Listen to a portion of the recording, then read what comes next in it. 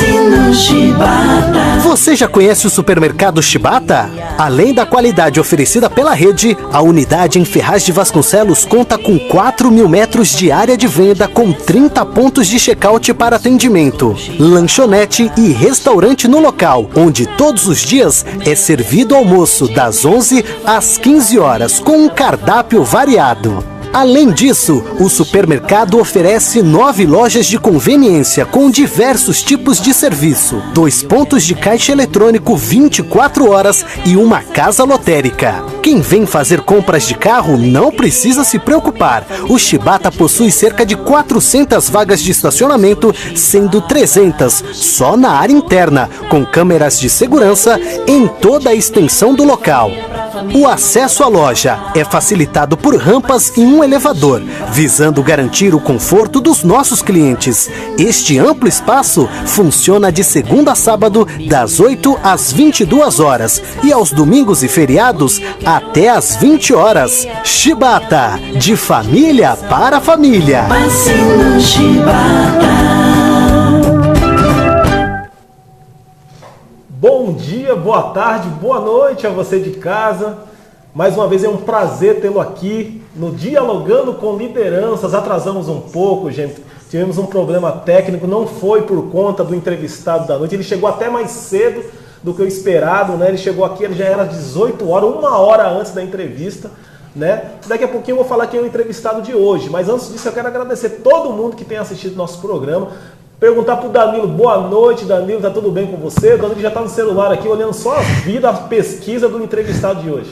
Boa noite, Jair, boa noite ao entrevistado e a todos vocês de casa que nos acompanham mais uma vez, né? O público fiel, né, Jair? Graças a Deus. Quero mandar um abraço também aqui, uma boa noite pro Cabral, que tá ali se desdobrando na técnica, gente. De vez em quando dá uns picos aqui na internet, o computador também deu para travar agora, mas assim, se por acaso acontecer de travar, não sai daí nunca, a gente volta imediatamente, né, Danilo? É isso aí. Gente, ó, hoje nós vamos bater um papo com ele, tá? Uma liderança aqui da nossa região, tá? O Edson Francisco de Santana. Com esse nome eu acho que você não deve conhecer, mas se eu falar Edinho Santana, você vai conhecer. Edinho Santana tem 55 anos, é paulistano, formado em administração de empresas e é pós-graduado executivo em gestão de negócios. Foi membro do Conselho Tutelar de São Paulo e do Conselho Estadual dos Diretores do Direito da Criança e dos Adolescentes. Também é presidente de honra e fundador do Instituto Vida São Paulo, que foi um dos responsáveis pela implantação dos CIs, convênios em toda a cidade de São Paulo e pré-candidato a deputado federal pelo Partido Republicano Brasileiro, PRB. Edinho, boa noite. Boa noite, tudo bem? É um prazer tê-lo aqui. Prazer é todo meu. Antes de mais nada, eu gostaria de você mandar um alô aí para quem está te assistindo. Eu queria dar uma boa noite a todos que estão nos acompanhando aqui, dentro da TV Cenário, né? Aí prestigiando aí o Jairzinho, conversando com a gente. Agradecer toda a galera que está aqui, né? Para poder organizar essa estrutura para a gente estar batendo um papo com vocês. Tá legal. Edinho, eu conheço você bem, um pouco da sua história, um pouco do seu início, né? Mas as pessoas que estão em casa, quem é Edinho Santana? Edinho Santana pode dizer que a gente é um sonhador. Sonhador. Né? Eu costumo dizer que é bom as pessoas sonharem. Com certeza. Só que a gente tem que sonhar e ir atrás do seu objetivo. Não basta só sonhar. A gente tem que sonhar e fazer com que aquele sonho se transforme em realidade. Então eu me identifico dessa forma, acho que isso é a descrição exata do Edinho Santana. E família? Me fala um pouco da família. Nasceu na onde? Veio de qual local? Mas eu nasci aqui em São Paulo, na capital. Eu sou brasileiro, né? Nasci no Brás, na maternidade Maria Marculina, na época, lá no Brás. Nem existe mais essa maternidade. Já ouvi falar dessa maternidade Maria Marculina, viu? E morei na Vila Matilde até os 5 anos, 6 anos de idade. E depois vim para Guaianazes. Né? Eu moro em Guaianazes há 50 anos de vida. 50 anos em Guaianazes? 50 anos. Será que alguém em Guaianazes aí conhece o Edinho ou não? 50 anos de história, é uma coisa assim maluca, né? A gente andou ali naquelas ruas de barro antigas, né? Que conhece toda aquela região ali como se fosse na palma da mão. Tá certo. Ó, já quero mandar uma boa noite pra galera que tá acompanhando. Assim, a Elaine já entrou, tem muita gente assistindo. Gente, é muito importante você aí compartilhar nessa entrevista, as pessoas conhecerem um pouco do Edinho Santana. Ele vai contar um pouco da sua história, vai contar um pouco das suas pretensões, da onde veio, que ele já está falando agora. E é muito importante o seu compartilhamento. Vamos lá, vamos começar o questionamento aqui da redação. E você de casa pode também mandar suas perguntas para o Edinho, que daqui a pouquinho o Edinho disse para mim, Jair, ó, eu não quero nem saber as suas perguntas, eu vou responder na lata. E o pessoal de casa também que perguntar, a gente está aqui para responder. Que a gente não tem rabo preso, a gente não tem nada o que esconder. Então você de casa pode perguntar aí pro Edinho que ele vai responder os questionamentos. Ó, vou falar de uma frase aqui, você vai entender essa frase, Edinho. Ó, acredite, você tem forças para chegar onde quiser, basta querer. Essa frase tá no seu Facebook, você postou no perfil do seu Facebook. Mas, na verdade, você colocou essa frase e você acredita de verdade que o brasileiro, mesmo com um país do jeito que nós enfrentamos, com essa corrupção na política, basta a gente acreditar e correr atrás que nossos objetivos serão alcançados, ou Edinho? Bom, eu estou aqui, né? Eu sou uma pessoa que nasci, praticamente fui criado em Guaianazes, há 50 anos atrás. Vocês não têm noção do que era aquela região. Eu cresci numa região que nem polícia subia, só para você ter ideia. Né? Era uma região muito violenta, né? A periferia de São Paulo, as periferias de São Paulo, né? Como as periferias do mundo, são muito violentas e insalubres para a criança, para o adolescente, né? Sobreviver, que a gente sobreviveu, a gente não viveu. Então, eu acreditei que era possível fazer alguma coisa, que era possível mudar, que era possível alcançar os espaços. E eu estou aqui. Pra você ter ideia, eu cresci ali na Vila Chabilândia, em Guaianazes, era um lugar muito perigoso, muito violento. Eu perdi meu pai aos 14 anos de idade e minha mãe tinha problema mental, era doente mental. Nossa, né? Então, quando você falou, e depois nós vamos chegar nesse ponto, que você falou do trabalho infantil, o que tem trabalhar, você não, a gente vai falar a respeito. Mas, por isso que eu coloquei essa frase. Acredite que você alcança, só que não é só você acreditar, você tem que buscar e fazer com que tudo aquilo aconteça. Qualquer sonho pode ser realizado. Enfrentar as barreiras, né? Porque às vezes vem os obstáculos, né? Sempre tem obstáculo. Todo dia é um obstáculo diferente para a gente alcançar, para a gente passar. E o que você está querendo dizer é que assim, tem obstáculo, não é fácil, mas se você persistir, chega lá. Quem disse que ia ser fácil? Eu costumo falar isso, né? Quem falou que ia ser fácil? Verdade. Né? Então não tem facilidade para ninguém. Tá certo. Né? Edinho, vamos falar um pouquinho, daqui a pouquinho, gente, o Edinho vai falar um pouco, né, sobre a sua pré-candidatura a deputado federal, vai contar um pouquinho sobre as suas experiências também no terceiro setor, mas antes disso eu quero falar do país em si, né? Uns dias atrás, semana retrasada, nós estávamos com um problema muito sério no nosso país, que foi a greve dos caminhoneiros, que praticamente parou o Brasil. Gostaria que você falasse a sua opinião a respeito desse assunto e também um balanço geral, rapidamente, do que você acha da política atual brasileira, Edinho. Na minha opinião, os trabalhadores têm direito de buscar ali, né, o seu crescimento, têm direito de reivindicar, né, melhorias para a sua categoria. Desde que não atrapalhe a vida dos outros. O que aconteceu com essa greve? Eu acredito ainda que não foi uma greve de caminhoneiros. Essa greve... não foi da categoria. Não foi da categoria. Ela iniciou pela categoria, e a categoria foi usada e depois virou refém de uma greve, né, que beira o lockout, né, uma greve de empresários que conseguiram aí parar o Brasil. Porque essa greve, ela não auxiliou nem sequer o caminhoneiro. Para você ter ideia, o caminhoneiro teve o quê de benefício? Ele teve 46 centavos no litro de óleo diesel. Não é verdade? E quanto ele pagou hoje, quanto ele paga para fazer a despesa do mês? Subiu mais do que isso. Então você acha que essa manifestação, essa paralisação partiu principalmente da classe empresarial? Com certeza. Não teve ali... Teve, a gente respeita, né? Como eu falei, eu respeito muito, né, qualquer tipo de segmento. Tem que ter reivindicações para melhora. Porém, eu não posso... Se tivesse mais um dia de greve, morria gente nos hospitais por falta de medicamentos, gente. Só perguntar um negocinho aqui pro Cabral. Tem uma moça aqui dizendo, a Cláudia dizendo que tá sem áudio lá. Aqui tá normal, né? Cláudia, eu acho que é aí, viu? Porque aqui tá normal, tá bom? Eu acho que ela não te ouviu. Hã? Eu acho que ela não te escutou, né? É que tá sem áudio, né? É verdade. Vamos lá. Ah, tá certinho, né? Tá bom. Pode continuar, desculpa, gente. Então, e nessa greve, foi atrapalhando com a vida de vários brasileiros, né? Que tinham lá, não só... Teve gente dizendo, nossa, a população deveria parar e contribuir com a greve dos caminhoneiros. Você acha que a população deveria aderir? Não, eu acredito que sim, todo mundo tem que apoiar. Até o momento que começa a atrapalhar a vida das pessoas. Escolas, hospitais e outros itens. Tinha pessoa que tinha operação marcada, cirurgia séria marcada. E aí? Ela ia por conta da greve morrer? Ou deixar de fazer aquela cirurgia? Teve pessoas que tinham crianças passando mal em casa, tinha que levar para o hospital. Não tinha gasolina para levar para o hospital. E se tivesse gasolina, não tinha médico no hospital, porque por falta dessa estrutura logística, ele não conseguiu chegar até o seu ponto de trabalho. Então, na sua opinião, por conta do segmento que foi criado, essa greve, você é contra, então, do jeito que foi criado? Eu sou a favor, sabe do que, Jair?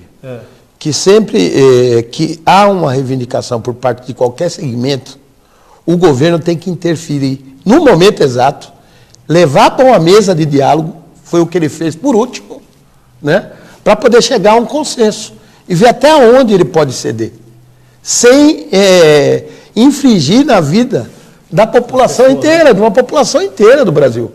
Teve gente de tudo quanto é canto do país que não tinha gás para fazer sua comida. E aí? O que você vai falar para esse sujeito? Você tem que apoiar a greve. Fala para essa pessoa, para ela apoiar a greve, o que ela vai responder para você? Com certeza. Não é? Sendo que o filho dela está com fome e eu não tenho gás para cozinhar. Difícil. Deixa eu propagar alguns comentários aqui, que já tem muita gente assistindo. A Sheila, né? Figueiredo disse, boa noite a todos. Edinho, em relação ao projeto de mudar a carga horária, diminuir a carga de professores na CIs, para ter mais vagas para nós educadoras. É possível? Daqui a pouquinho ele vai responder isso, viu, Sheila? Eu acho que ele já tem resposta aqui, pelo sorrisão dele, ele já sabe o que falar para você, deve ter projeto em relação a isso. O Elson, abraço, ele falou assim, o Edinho Santana, amigo, tamo junto. Sheila, Edinho, gente boa. A Cláudia, boa noite, estou sem áudio, mas nós já respondemos que o problema, eu acho que deve ter sido lá. A Adriana também deu boa noite para todo mundo. Esse representa os professores das creches conveniadas. Tá com moral, hein? Vamos lá, vamos continuar, né, os questionamentos aqui. Vamos continuar falando de país, né? Não, vamos falar um pouquinho da sua vida agora, tá? A sua formação é na área empresarial. No entanto, você desenvolveu uma trajetória voltada para as pautas em prol das crianças e dos adolescentes dos conselhos tutelares. De onde surgiu este movimento, Edinho? Eu sempre me interessei um pouco por essas causas sociais. E aí veio a oportunidade, né, apareceu, abriu o Diário Oficial um dia, está lá, o edital de chamamento para eleição, processo de escolha de conselheiros tutelares na cidade de São Paulo. Eu olhei e falei, pô, legal. Eu estava dando uma guinada na minha vida naquela época, né? Estava fazendo uma discussão aí nos fóruns, né, em debates, e aí eu achei legal aquilo, né? Apesar do salário, porque conselheiro tutelar no país, eles sofrem muito. Eles ganham uma miséria, eles sofrem aí com estrutura nos conselhos tutelares. Vocês estavam falando da cadeira dos vereadores, eu dei risada, sabe por quê? Porque os vereadores compram a cadeira nova e mandam a cadeira velha dele para a prefeitura, que ainda está em bom estado. A prefeitura manda a cadeira velha dele para algum departamento da prefeitura que ainda está mais ou menos. Aquela manda para outra que está ali meia boca. E você sabe para onde vai aquela que não serve para nada? Para o conselho tutelar. Você acredita nisso? Quando não presta mais, manda vai para o conselho tutelar. Isso acontece no Brasil inteiro. E olha que eu rodei, eu palestrei nos 27 estados da federação sobre direito da criança e do adolescente, sobre atribuição de conselho tutelar e sobre primeira infância.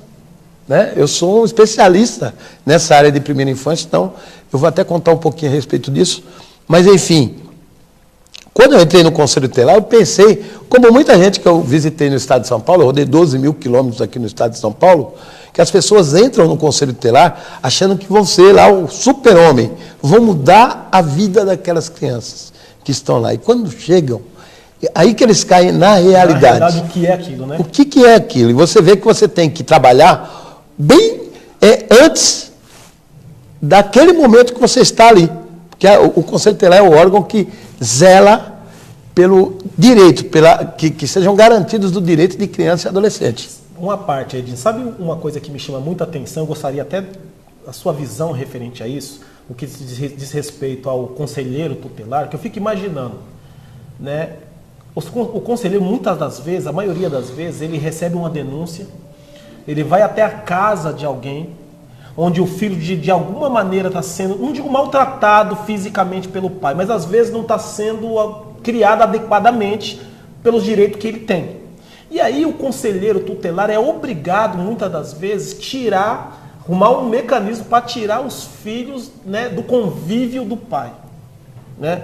Eu queria, assim, na minha opinião, eu fico imaginando como fica o coração de um conselheiro tutelar. Ele tem que ser frio em determinados momentos, para poder fazer o trabalho bem feito? Veja bem, isso é uma das medidas aplicáveis, né, a partir de uma violação de direito. O Conselho Tutelar, quando recebe uma denúncia de violação de direito contra criança ou adolescente, ele aplica várias medidas antes de chegar às vias de fato. Várias medidas antes. Então, quando ele chega a pedir o afastamento da criança daquela família, é porque nenhuma das medidas aplicadas teve resultado. E aí, é um erro quando a gente fala, o conselho vai lá e toma. Não, o conselho requisita o serviço da assistência social, mecanismo, como eu disse. E esse mecanismo que vai lá e encaminha aquela criança para assistência e de lá vai para um serviço de acolhimento institucional, né, por conta disso. Mas até chegar a esse ponto, muitas medidas já foram tomadas. Já foram tomadas várias medidas. E aí, quando a criança é recolhida para um SAICA, né, para um serviço de acolhimento institucional de criança e adolescente, aquela família passa a ser, ela é encaminhada para tentar ser restabelecida, né, a sua condição de receber os seus filhos de volta. Entendi. Entendeu? Então, não dói no coração, por quê? Porque ele está protegendo aquela criança. O intuito do conselho é garantir, é zelar pelo direito. Tá, né? E se zelar pelo direito é afastar a criança dos seus familiares, então ele tem que fazer isso. Danilo, contribui com a gente.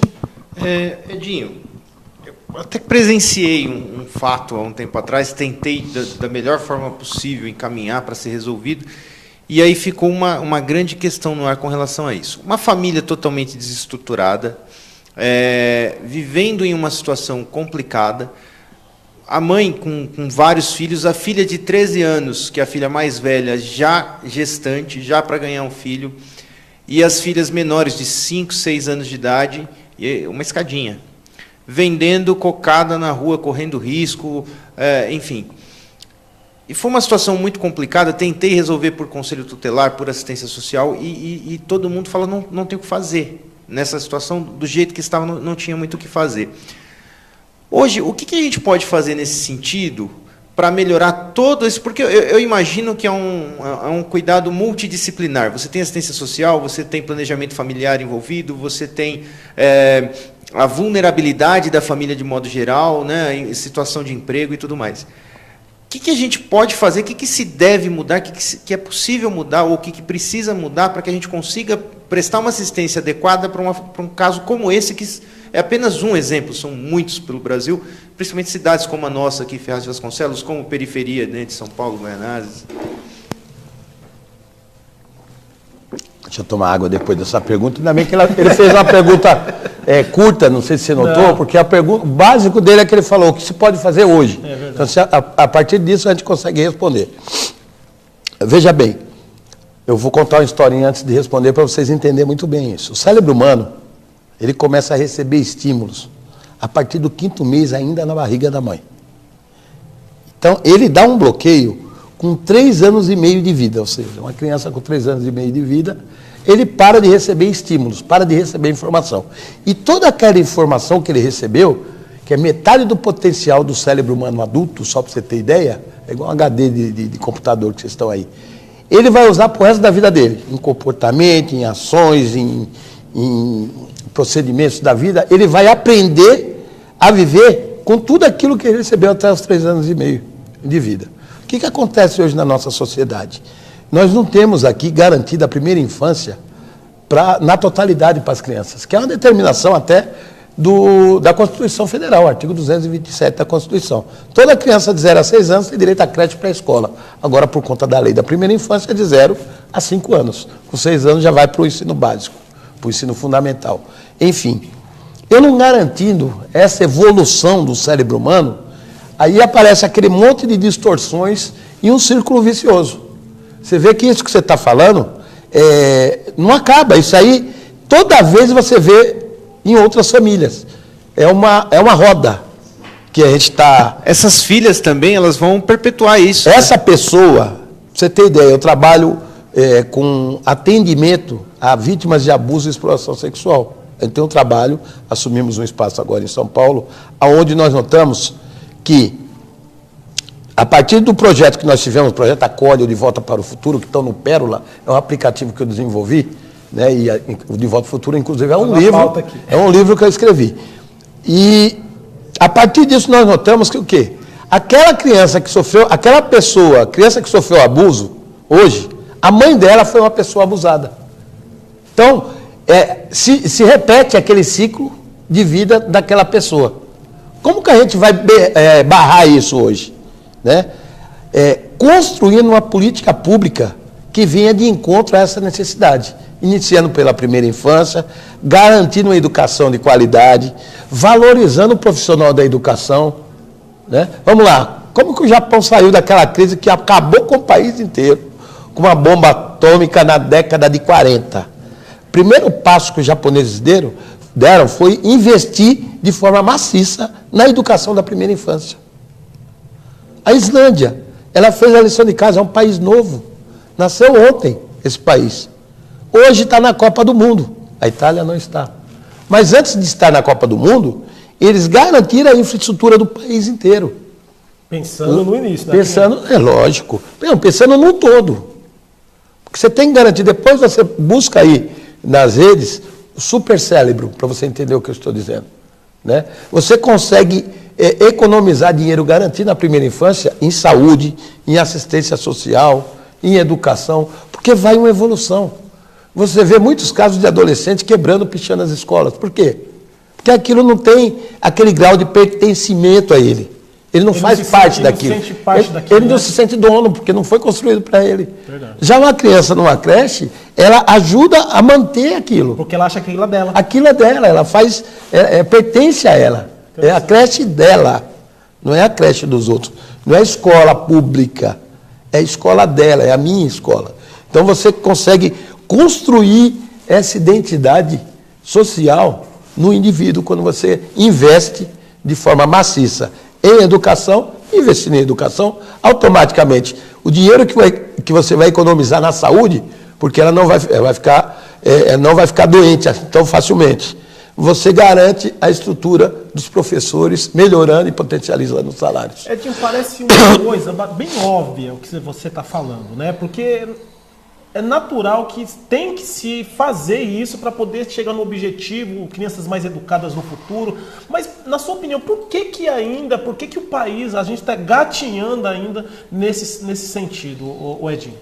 Porque nós não temos uma política de Estado, nós temos uma política de governo.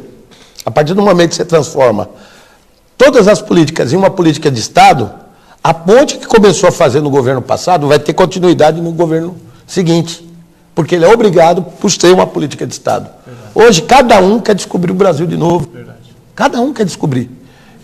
Nós fizemos um simpósio, vai ter um simpósio agora na região norte do país, em agosto, 7, 8 e 9 de agosto, se eu não me engano. O Marcelo Nascimento deve estar assistindo.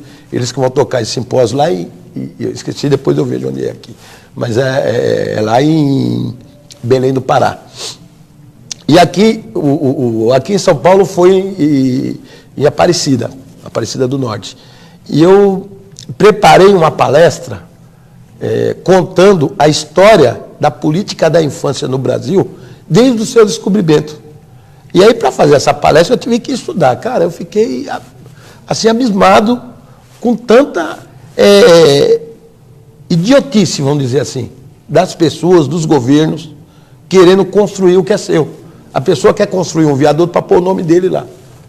Entendeu? Ao invés de construir uma política continuada de evolução. Hoje vai o governo na televisão e fala, nós estamos aqui com inovação tecnológica no nosso país, que vamos fazer. Mas como é que ele vai fazer, construir uma inovação tecnológica, se ele não tem um técnico especializado na área? Ele vai buscar lá em Harvard um cara para fazer o que ele está querendo fazer aqui? Pô, lançaram um satélite no Maranhão, explodiu o satélite todo, perderam milhões de investimento na base no Maranhão. Quando que eles vão aprender? Quando que a gente vai aprender a respeitar a continuidade da vida humana? É de uma parte, agora não está nem na pauta aqui, mas é bom ter um especialista na área, que eu gostaria que você tirasse uma dúvida minha. Você está com 55 anos de idade, né? 57 eu faço em agosto. 57? Sabe, com o rostinho de 40 anos? A minha mãe tem um ditado que é negro, né? Preto, quando pinta, tem 130, né? A nossa vantagem Estou quase lá. Ajuda um pouco, né? Edinho, assim, eu tenho uma dúvida. Na realidade, dúvida não. Eu tenho a curiosidade de saber de um especialista como você nessa área da infância e juventude. Eu me recordo, eu comecei a trabalhar muito cedo com meu pai. 9 anos de idade, meu pai ambulante, vendendo alho, e eu fui para a rua logo cedo com ele. Fui trabalhar, porque final de semana eu gostava sempre de ter meu dinheirinho no bolso, e aquilo me fazia muito bem. Até hoje eu sou muito dinâmico, eu acordei 6 horas da manhã, estou até agora trabalhando. Eu aprendi com o meu pai que o trabalho ele dignifica, que o homem ele precisa de trabalhar. Aquela época a gente trabalhava por necessidade também. Meu pai ele precisava de um braço. Eu sou primogênito, sou o filho mais velho. Sim. E eu estudava de manhã cedo e quando eu chegava ajudava ele a cascar o alho dele lá. E depois, quando eu fui ficando um pouco mais velho, ele me colocou na passagem de nível que tinha aqui em Ferraz, não tinha nem passarela ainda, e eu ficava sentadinho no chão enquanto ele ia almoçar, eu ficava olhando, depois eu cresci um pouco mais, montaram a passarela, ele montava uma barraquinha para mim, eu fiquei ali até meus 15 anos de idade, onde eu fui trabalhar em outros lugares. Tinha orgulho de trabalhar. Hoje, existem muitas leis que hoje, na minha opinião, protege, entre aspas, a criança, adolescente, não pode trabalhar muito cedo, que é contra a lei, e aí você dá parâmetro para a criança ela ficar praticamente no ostracismo o dia inteiro. E aí, de verdade, eu sei que você defende a causa da criança e do adolescente, mas eu acredito que deveria ter um meio termo para isso, porque o país, naquela época, eu respeitava o meu professor. Eu chegava na sala de aula, o professor, para mim, é meu segundo pai ou minha segunda mãe.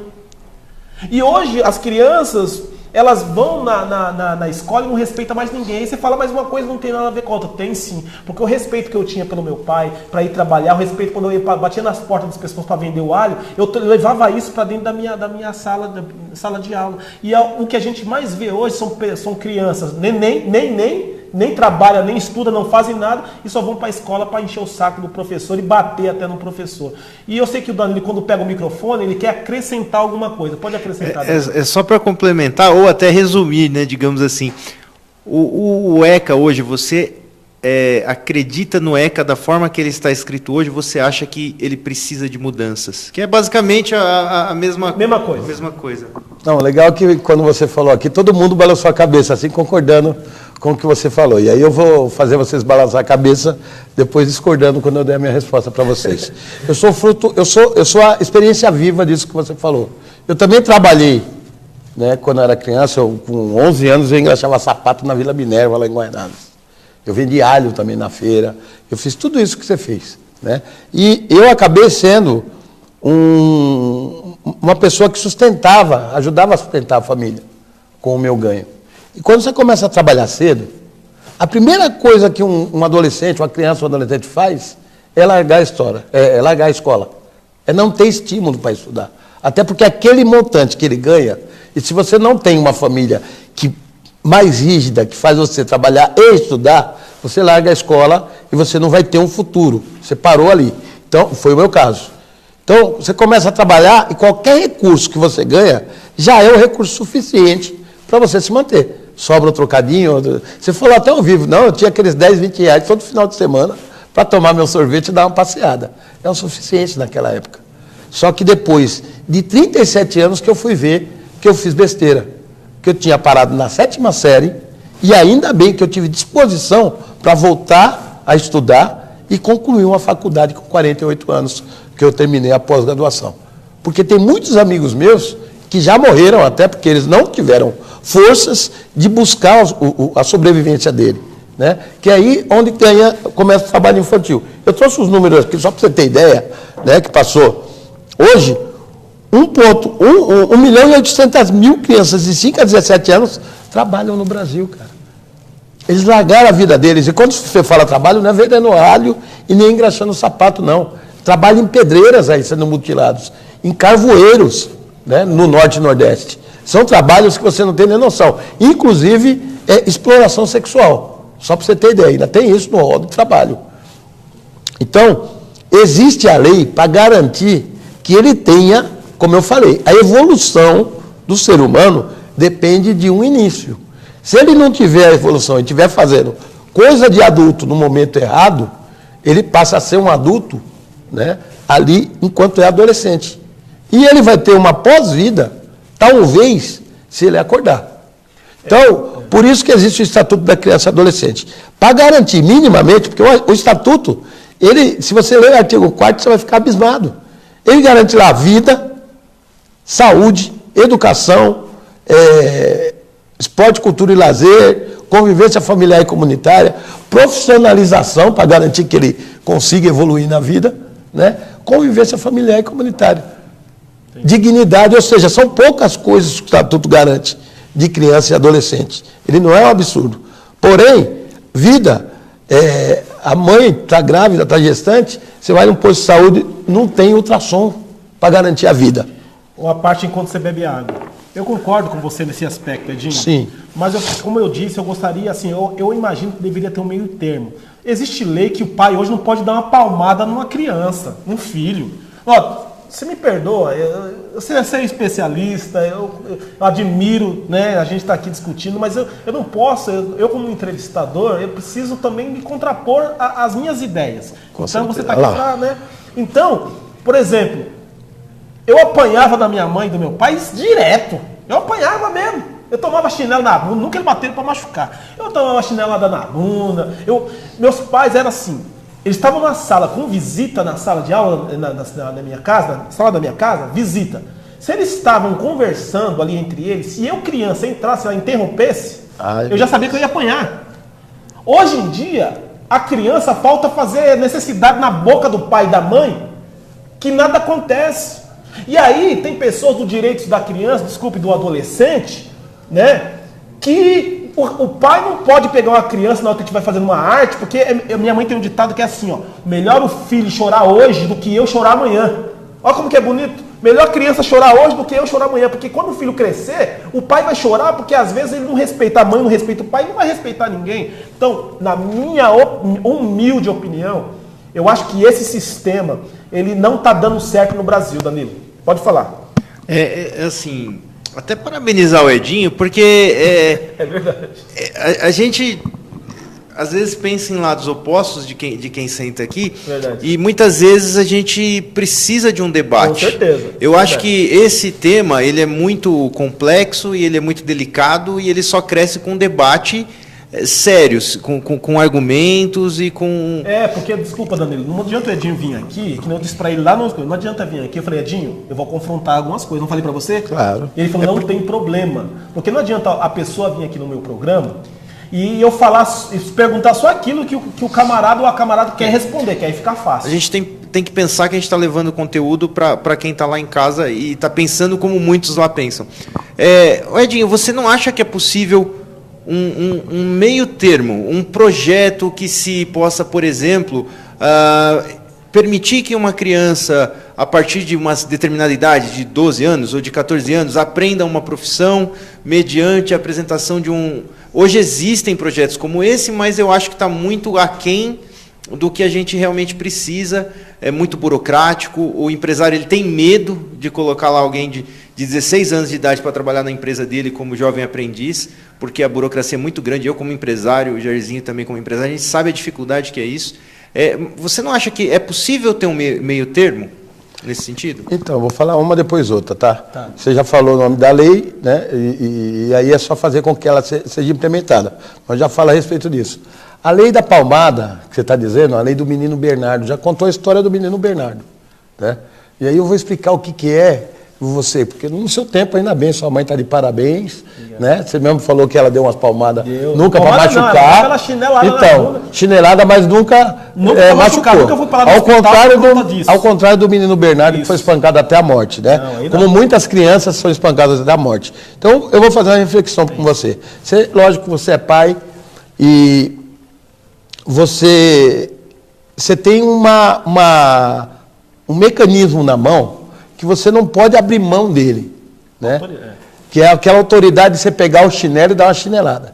Você nunca vai pegar o chinelo e deslocar a bunda do seu filho. Com certeza que não. Não é verdade? Com certeza. Então, ele não sabe disso.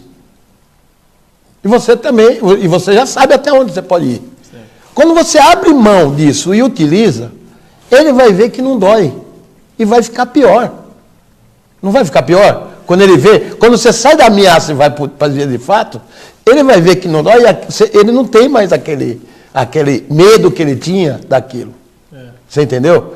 Então, de nada adianta, você não vai corrigir nada. Você batendo numa criança, você vai ensinar. Eu doía pra caramba. Então, agora está difícil, que as pessoas estão batendo e estão até matando os filhos por conta disso. Então, quando você bate numa criança, quando você abre mão do diálogo para bater, e aí você tem que dialogar desde pequeno.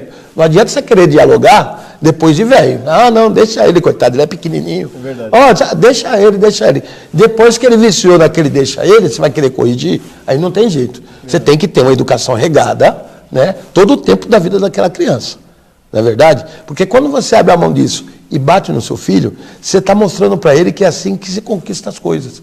E ele automaticamente vai bater no coleguinha da escola quando quiser uma coisa e o colega não dá para ele. Você está reproduzindo a violência. E é isso que a gente tem que conter quando a gente troca isso. É isso, batendo um ponto. É isso. Às vezes, eu apanhava do meu pai, mas eu sabia que ele não estava sendo violento comigo. Sim. Tá entendendo? Sim. Eu não consigo entender isso, que toda palmada que um pai dá no filho, que desculpa, viu, Edinho? Você não vem nem para isso, mas eu preciso falar que é um tema bastante sério.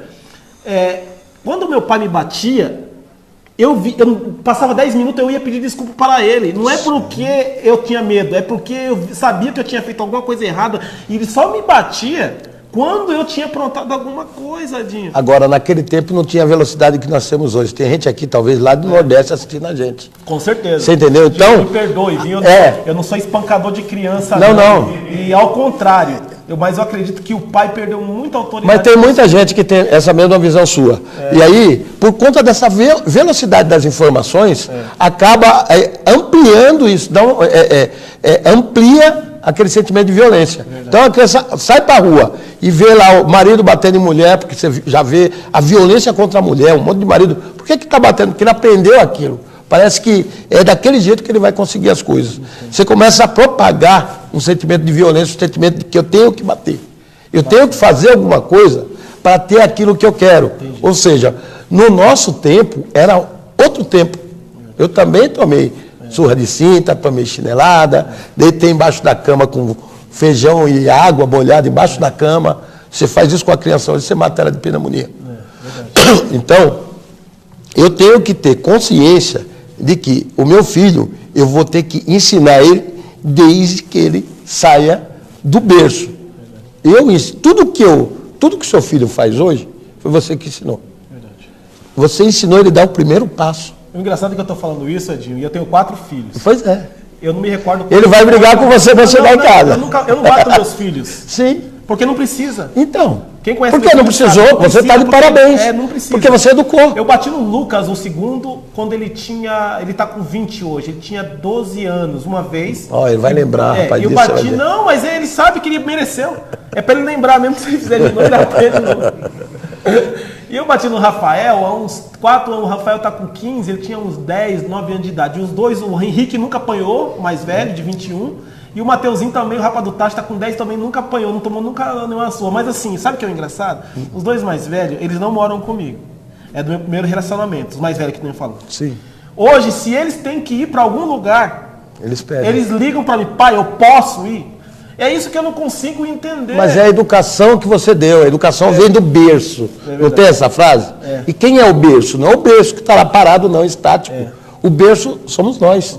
Pai, mãe, é a família que está ali Mas é a junto. educação que eu trouxe dos meus pais. Sim, pois é, você está reproduzindo aquilo. E se você reproduz a violência, vai ser o quê? Pode ver a casa que tem só violência, o que acontece? É gravidez na adolescência, é violência, é luta, é bandidagem, é tudo aquilo que você não quer, né, mostrar e não quer que tenha ali dentro do seu seio familiar. É verdade. Eu sei, o pessoal de casa está vendo que eu estou explorando bastante o Edinho aqui nos meus questionamentos, viu, Edinho? Lógico, mas é bom isso. Mas é bom ter um especialista. Não é sempre que nós temos entrevistando um especialista no direito da criança e do adolescente. Então eu falei assim, quando o Edinho vier aqui, eu vou saber dele, né? O que ele acha, o posicionamento. Parabéns, Edinho, por responder as coisas, as perguntas, entendeu? Sem poder se esquivar, fugir. Porque às vezes o entrevistado vem aqui, a gente começa a questionar, daqui a pouco você vê que ele está mudando a vertente, mas a gente percebe que você tem se é centrado naquilo que você fala. E parabéns. Ó, a Sheila, ela diz assim, Jairzinho, sou educadora. Vejo como os alunos, infelizmente, não respeitam os pais. Isso não só no ensino fundamental desde da educação infantil. Muitos pais hoje, infelizmente, não sabem usar o meio termo com os filhos. É isso aí, Sheila. Ó, a Elaine disse, isso mesmo. Quem cresce apanhando também vai bater. O exemplo de violência começa em casa e vindo dos pais. Aqui é uma opinião adversa minha. Tá certo, Elaine? Vamos lá, o que tem mais aqui? Quer acrescentar mais alguma coisa, Daniel? Vou mandar um abraço aí para o Antônio Marcos Atanásio, Marcos BR, Luiz Tenório, Priscila, minha esposa que nos acompanha aí, Renata Arcanjo, Carolina Maiara, Gabriela Almeida, Diego Pinheiro, o Aleph, que está sempre por aqui, Cláudia Silva e todo mundo que nos assiste. E podem enviar suas perguntas também, viu, gente? Você tem filho, Edinho? Eu tenho 3 filhos. Homens? Todos homens? Não, eu tenho a Andréa, a doutora Andréa, advogada, Andréa. atual presidente do Instituto Vida, que infelizmente hoje ela está acompanhando a tia dela que está no hospital, está muito grave, né? Mandar nossa solidariedade lá para toda a família que está lá acompanhando, né? Que ela está enferma no hospital. Tem o Guilherme, a Andréa tem 30, vai fazer 30 anos, o Guilherme 24 anos e a Pérola 3 anos, vai fazer 4 agora, de um segundo relacionamento. Já precisou de algum tapinha neles algum dia para educar? Cara, a gente conversa bastante. Né? Eu tinha uma outra visão de tudo isso que você está dizendo antes de. Né? A partir de 2002, quando eu entrei no Conselho Tutelar, quando eu comecei a entender toda a política de formação do ser humano, né? Que é um ser em desenvolvimento, até os 21 anos você está em desenvolvimento, cara. Entendeu? Então, até lá, você tem que tentar encaminhar da melhor maneira possível.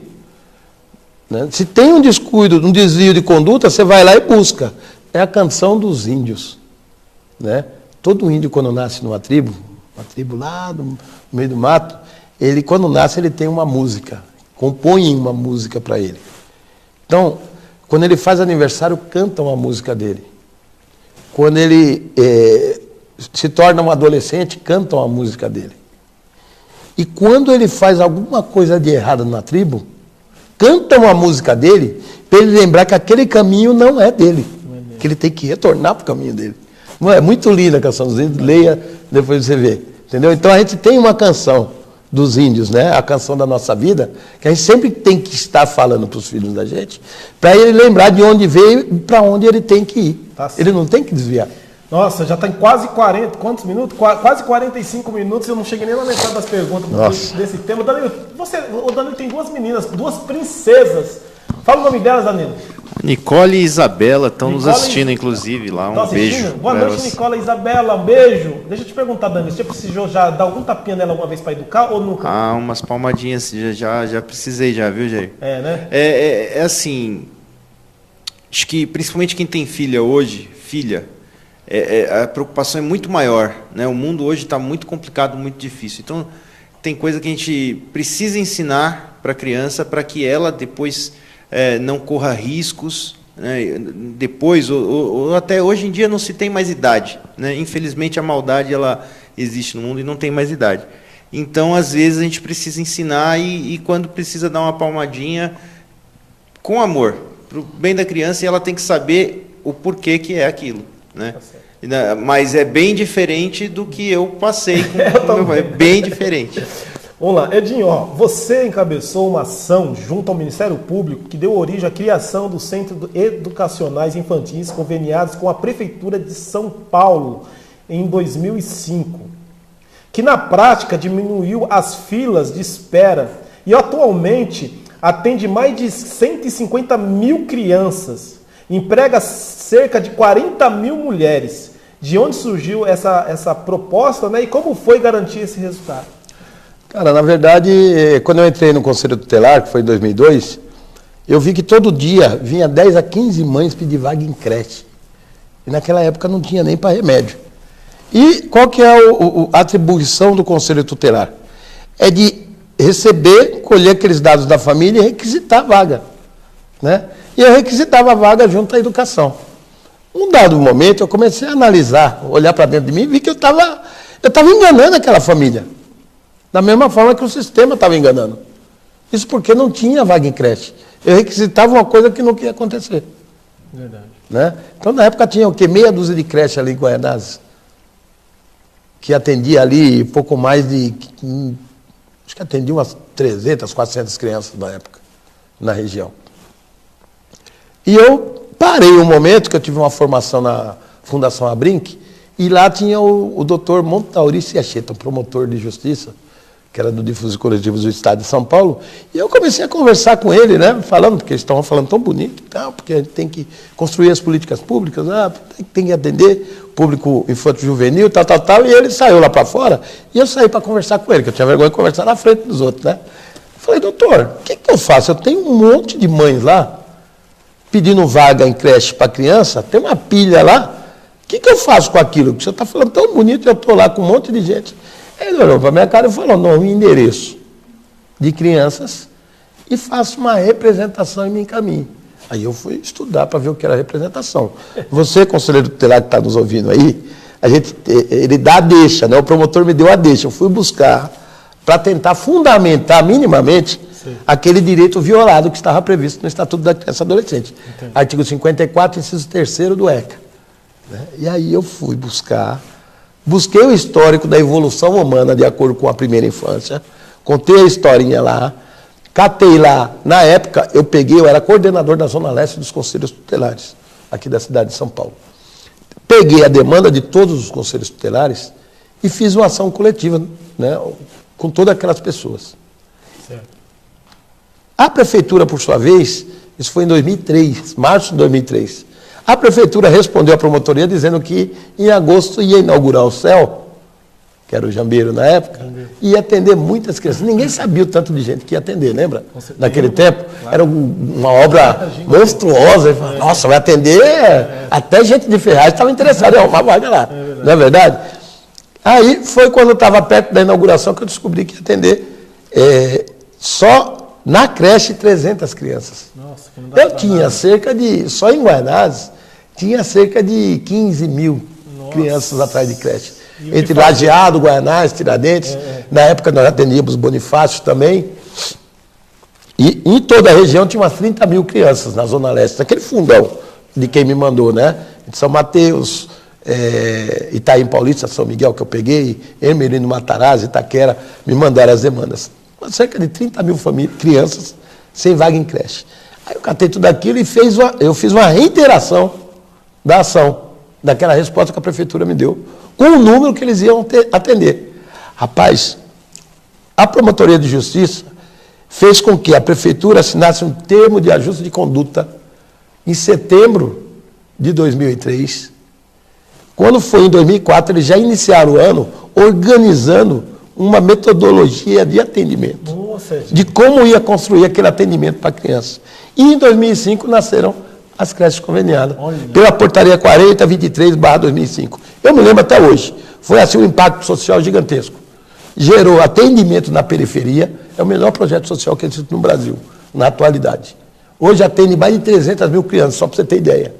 Tem mais de 50 mil mulheres trabalhando na periferia de São Paulo. Agora nós estamos no plano, na segunda parte, que é a equiparação, que aquela pessoa perguntou no início, a equiparação de carga horária e salário. com a pública, porque na pública, essa mesma professora trabalha 6 horas e ganha quase o dobro de uma conveniada. Verdade.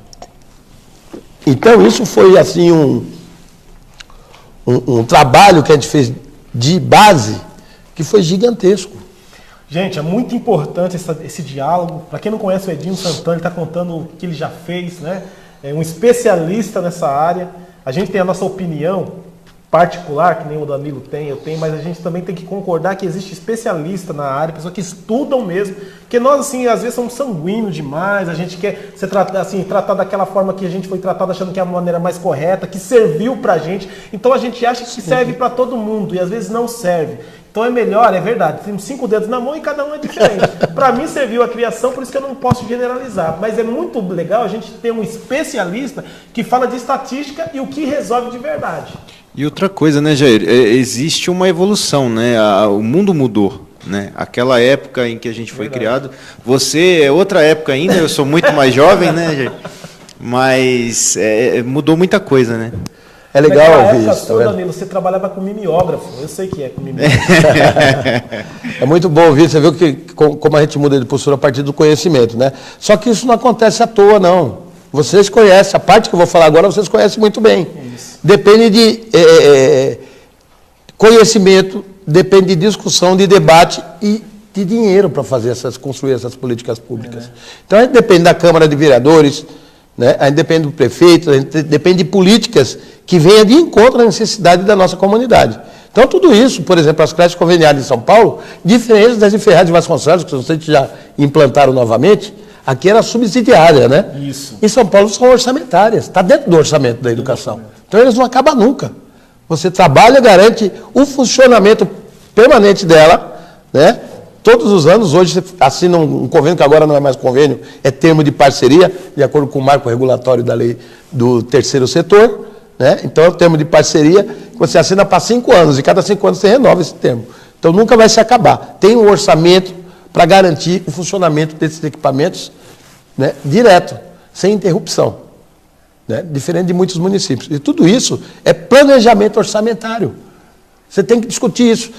Eu estava fazendo uma palestra um dia em Manaus com uma pós-doc que ela fez em Harvard. Quando eu falei da primeira infância, ela falou, não preciso falar mais nada, você falou tudo.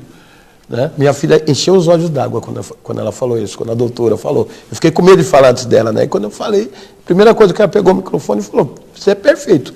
Eu não sei o que fui fazer em Harvard, aprender isso aí, sendo que você sabe tudo.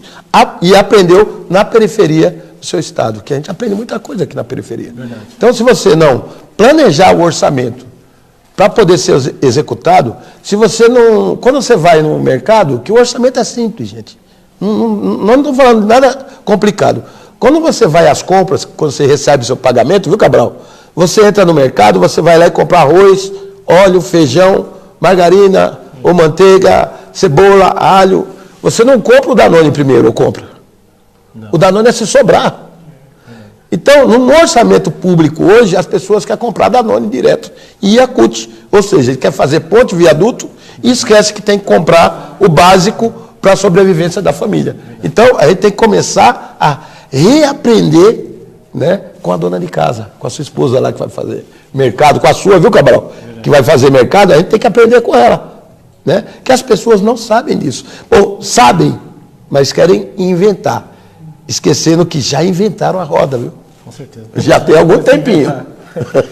Legal, gente, batendo um papo hoje super, produtivo com o Edinho Santana, ele está prestando uma assessoria para a gente aqui, né? Ele está prestando o seu conhecimento para todo mundo que está assistindo e para a gente aqui, em referente à infância, à juventude, os direitos. E daqui a pouquinho nós vamos falar sobre política, mais um pouquinho, na hora de finalizar, porque o Edinho também é um pré-candidato a deputado federal, e nós vamos perguntar para ele depois o que ele tem aqui para a nossa região. O Danilo, quando ele pega o microfone assim, ele não levantou ainda, mas ele já está quase levantando o microfone, ele quer falar alguma coisa. Pode falar, Danilo. Só mandar um abraço aqui, registrar a participação do Daniel Balk, presidente da Associação Comercial, e o Ananias Coelho Neto, nosso amigo Neto Cambiri, também nos prestigiando.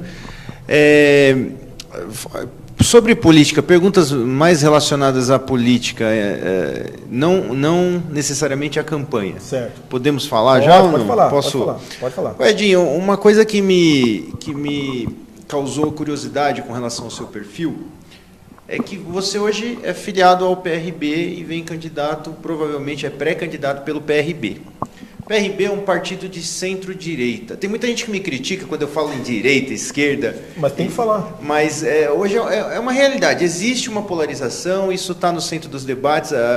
Os debates ideológicos, eles caminham por direita e esquerda. Quando a gente fala em assistência social, conselho tutelar, tudo ligado a essa área, isso nos leva a um pensamento de esquerda, centro-esquerda, até algumas coisas que você fala com relação a esse assunto me parecem meio ligadas à esquerda. Só que você está num partido de centro-direita. Isso é um mito, essa questão de que a direita não se preocupa com o social? O que você me diz sobre isso? Muito boa a sua pergunta, né? Muitas pessoas no estado de São Paulo, como eu disse, eu rodei 12 mil quilômetros, parei muitos conselhos tutelares, conversando, fazendo uma caravana pelos conselhos tutelares no estado de São Paulo. E o que acontece? Eu falo para as pessoas, primeiro que para ser candidato ou pré-candidato, a pessoa tem que estar afiliada a um partido. Então eu não vou discutir partido aqui com ninguém. Até porque hoje, no olho do furacão, se alguém falar de partido A, B ou C, eles vão te xingar na rua. Não é verdade? Então, vamos lá. Partido, a pessoa precisa... Se quer ser candidato de alguma coisa, ele tem que estar afiliado no partido, ter as regras da lei eleitoral no Brasil. Em todos os partidos existe gente que militam. Militância não é nome de partido não é mote de partido de esquerda ou direita. Militante são pessoas que atuam naquelas áreas, né, dentro das suas categorias, a infância, juventude, idoso, população de rua, indígena, ou seja, milita em alguma área. Então, em todas as esferas partidárias, existe gente que atua no social, existe gente que atua na infância, e existe gente que atua em setores crônicos da política e que se acham dono da verdade. Em todos os partidos, sem tirar nenhum, direita, esquerda, centro, né? E se você falar hoje para um cara de direita que ele está errado, ele fala, não, errado está o de esquerda. Né? E começa a pôr a culpa em um monte de gente. Que, na verdade, não existe essa diferença. Existem pessoas atrás de partidos. Isso que a gente tem que começar a identificar.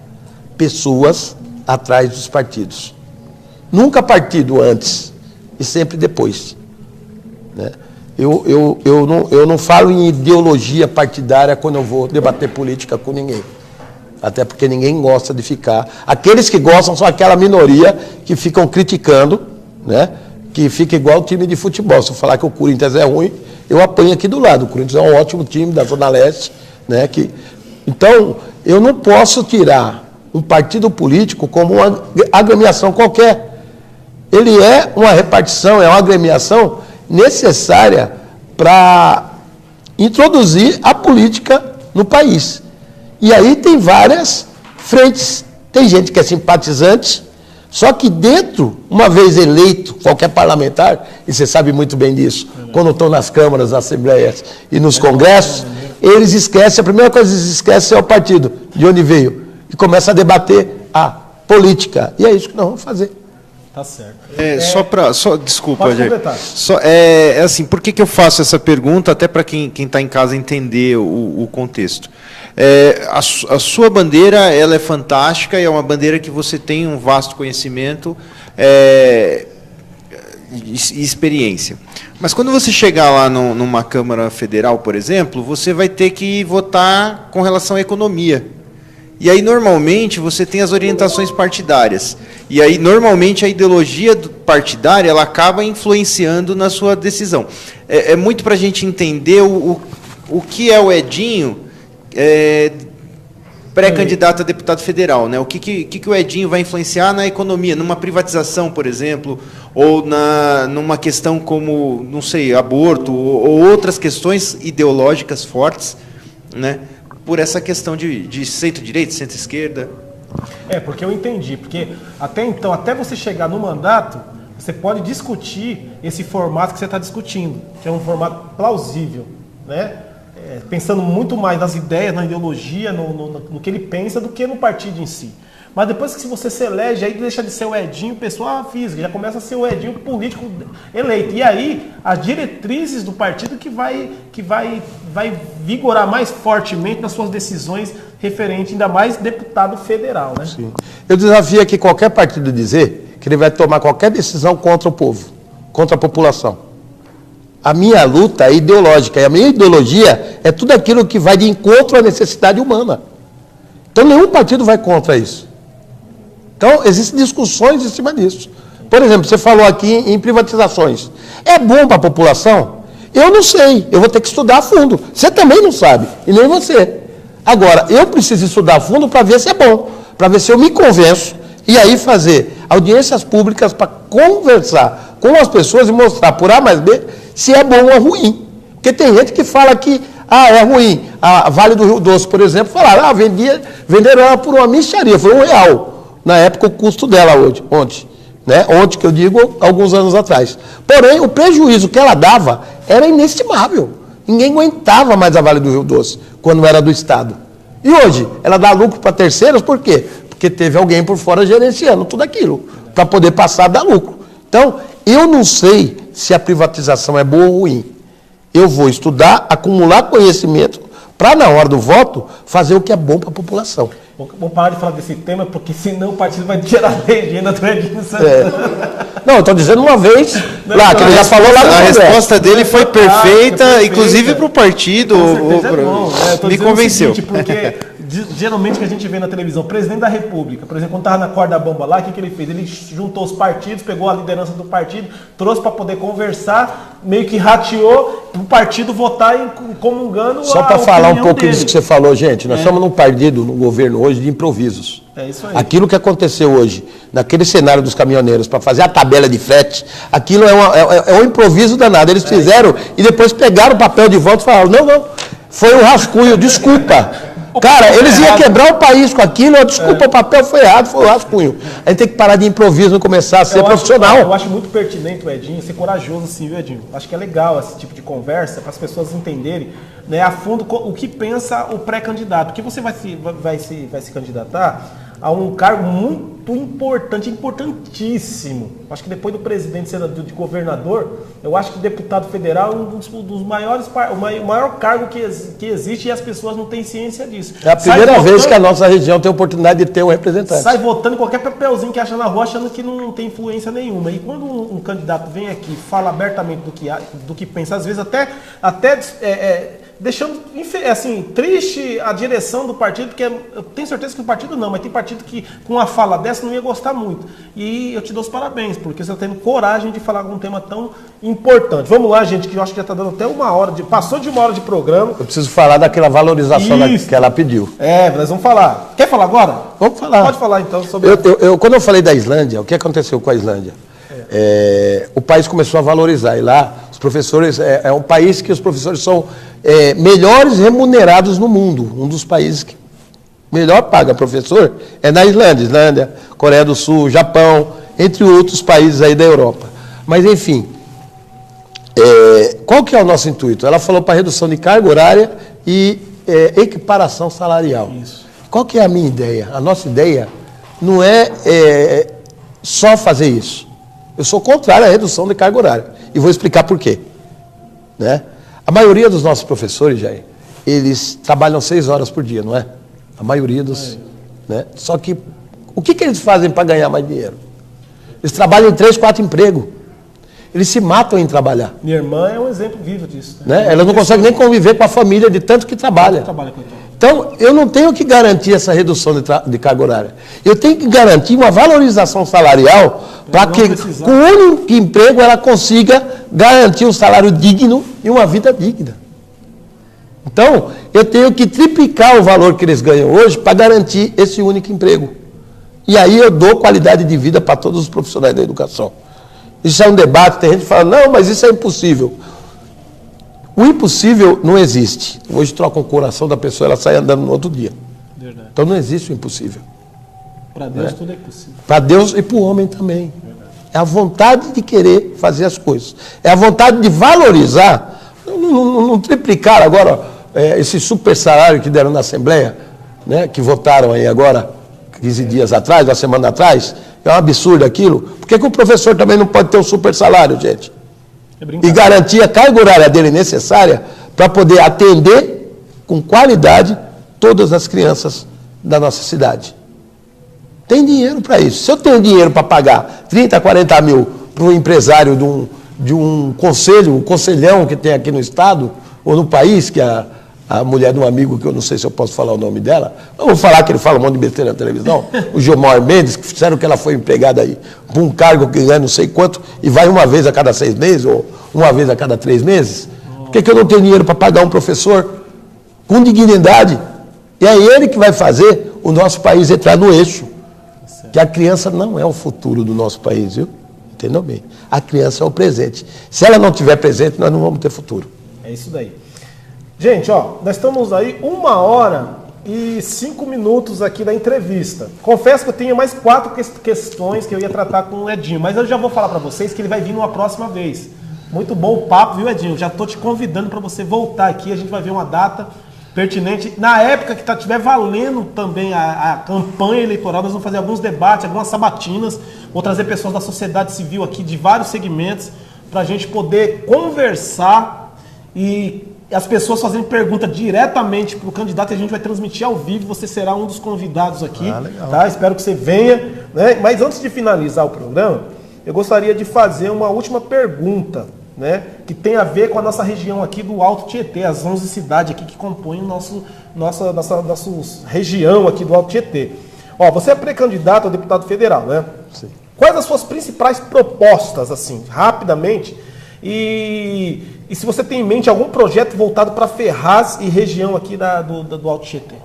Você sabe que eu moro em Guaianazes há muito tempo, muitos anos, e Ferraz, e toda essa região aqui, ela está esquecida por todos, né? Ferraz nunca elegeu um a deputado. gente e ajuda a eleger, nunca elegeu, porém ajuda a eleger vários de fora. E a troco de emendas, né? Que emenda é aquilo que você está quebrado, qual que a gente vem aqui com a Superbom de emenda, e é isso que acontece nos municípios. Emenda aí tá bom, e a gente nunca tem um todo.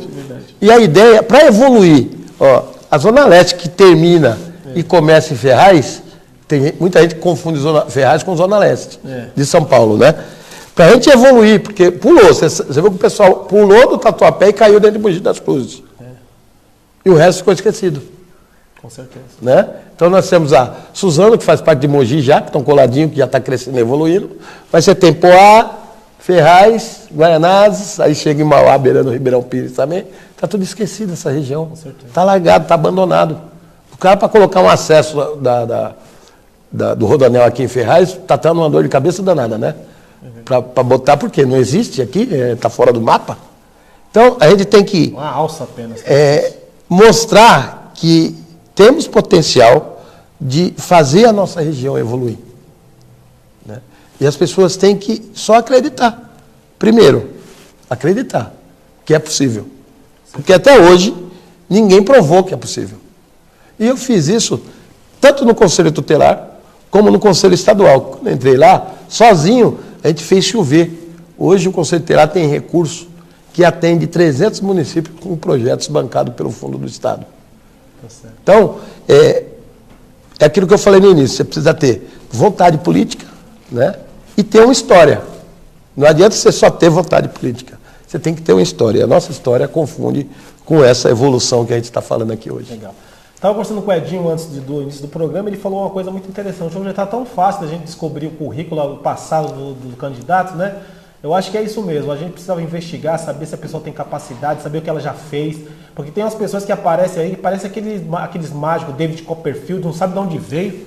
Daqui a pouco o cara se elege, aí depois nem começa a reclamar porque o cara não fez nada. Não, mas peraí, você olhou para saber o que ele já tinha feito, a história dele, qual que eram as intenções. Porque bater panela, gente, é muito fácil a gente pegar a panela lá no centro da cidade, bater panela, reclamar do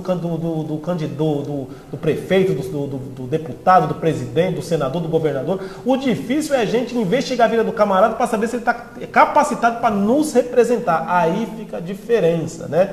Danilo, Mais alguma questão que a gente vai finalizar o Dialogando com Lideranças, hein?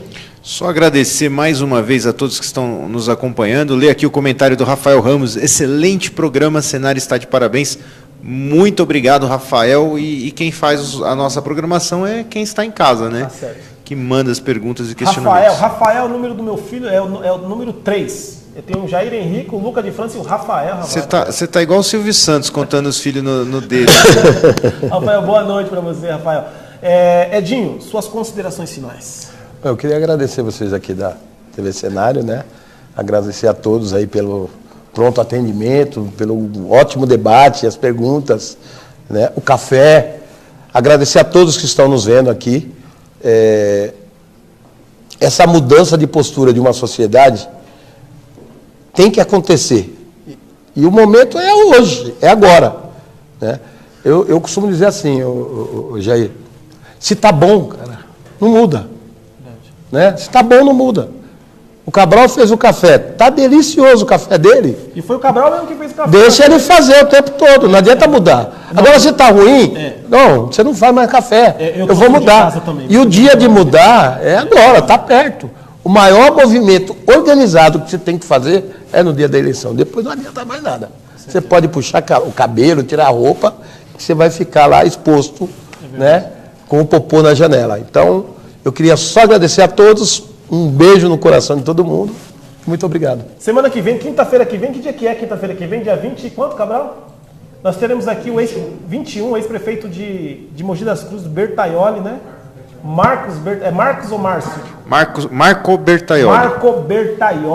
Marco Bertaioli estará aqui no Dialogando com Liderança. Vai falar sobre a sua carreira, sua infância, sobre a sua vida, sobre suas pretensões. E eu espero a audiência de vocês aí, né? O Tano, você segurou o microfone na mão, você está querendo falar mais alguma coisa? Não, tô só apostos aqui. Só apostos. Tá, gente. Gente, mais uma vez, obrigado pela audiência aí de vocês, tá bom? Continue assistindo as programações, lembrando que amanhã, de manhã, 8h30 da manhã, às 9h30, é Bom Dia Ferraz. Tudo sobre a nossa cidade, principalmente Ferraz de Vasconcelos, notícias quentinhas todos os dias, gente. Então não perca amanhã, 8h30 até as 9h30. Se por acaso você acordar depois das 9h30, não tem problema.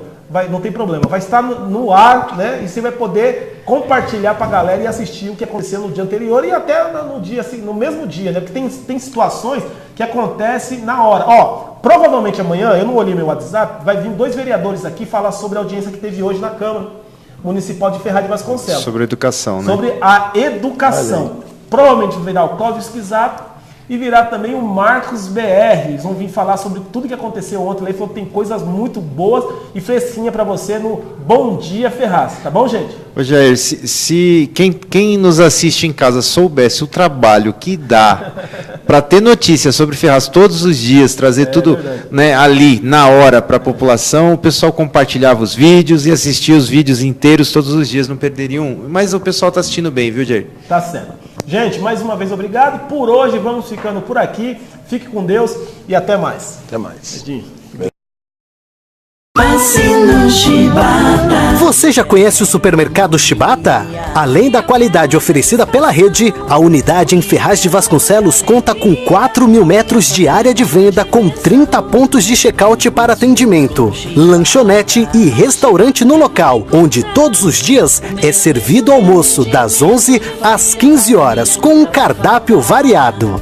Além disso, o supermercado oferece 9 lojas de conveniência com diversos tipos de serviço, 2 pontos de caixa eletrônico 24 horas e uma casa lotérica. Quem vem fazer compras de carro não precisa se preocupar. O Chibata possui cerca de 400 vagas de estacionamento, sendo 300 só na área interna, com câmeras de segurança em toda a extensão do local. O acesso à loja é facilitado por rampas e um elevador, visando garantir o conforto dos nossos clientes. Este amplo espaço funciona de segunda a sábado, das 8 às 22 horas e aos domingos e feriados até às 20 horas. Chibata, de família para família. Vacina Chibata.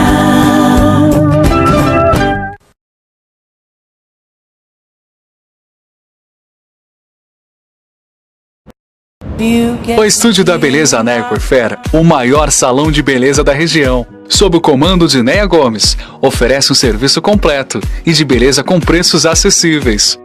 Planejado em um espaço de 270 metros quadrados, na Vila Andréa, em Ferraz de Vasconcelos. O ambiente foi projetado pensando no bem-estar de suas clientes e no seu bolso. São mais de 15 profissionais, entre cabeleireiros, manicures, podólogos, esteticistas, massagistas, maquiadoras, depiladores e muito mais. O Estúdio da Beleza Neia Coifer, há mais de 18 anos no mercado, traz um conceito diferenciado. Oferece serviço de micropigmentação de sobrancelhas, fio a fio e realista, colocação de cílios, unha de gel e de fibra, massagens, drenagens e redução de medidas, fotodepilação a laser, colocação de prótese capilar masculina com implante não cirúrgico, cabelos em geral e muito mais. Venha nos fazer uma visita. Estamos situados na Estrada dos Bandeirantes, 1642, na Vila Andréa, em Ferraz de Vasconcelos.